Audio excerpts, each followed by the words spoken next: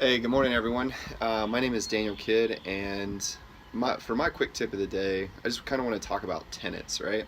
So that's probably one of the biggest things that I get asked about is, what about tenants? What if they tear up stuff? What are the quality of tenants if, you're buying in a C minus, B minus, or, whichever neighborhood you're buying in? Everyone wants to know, like, what the tenant class is going to be at a certain price point. And what I generally stray towards is just kind of recounting my own story, right? Because that's the biggest thing that I know about, other than like the books and the podcasts and stuff I've listened to. So, like, yeah, there are the horror stories that are out there, but the only bad tenant experience that I've had are with tenants that I inherited through the purchase of a property.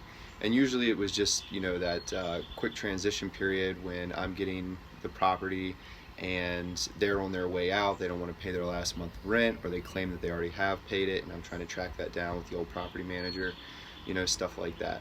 So as far as, are tenants like this thing that's, super scary, and like one of the a reason that perhaps you shouldn't get into real estate without, more time or more experience or something like that?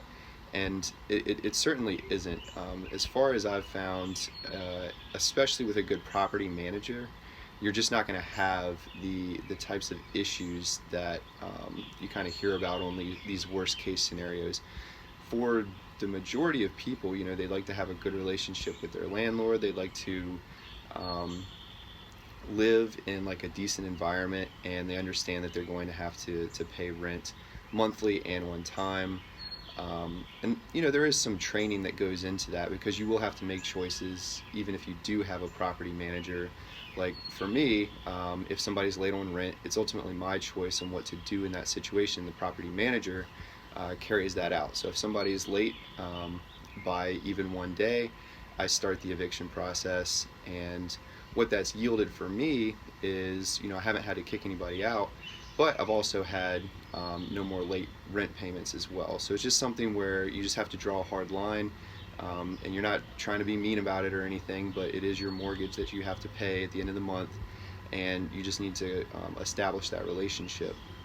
And that really is the whole key to having and maintaining good tenants, is just essentially you're building a relationship. And like with any relationship, you need to vet somebody properly before you let them into your life or into your property, and you're going to be able to mitigate a lot of these issues.